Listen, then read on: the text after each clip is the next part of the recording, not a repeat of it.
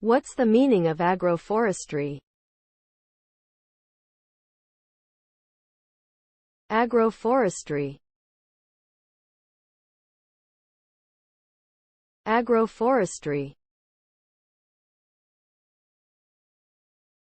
Agroforestry.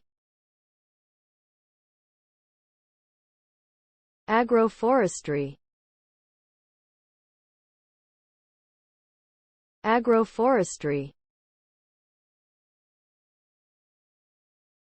Agroforestry is a land management system that involves the integration of trees and shrubs into agricultural practices. This system aims to create a more sustainable and productive ecosystem by enhancing soil fertility, conserving water resources, and increasing biodiversity. Agroforestry provides multiple benefits to farmers, such as increased crop yields, better quality timber, and improved animal feed. Additionally, it helps mitigate climate change by sequestering carbon in the soil and biomass.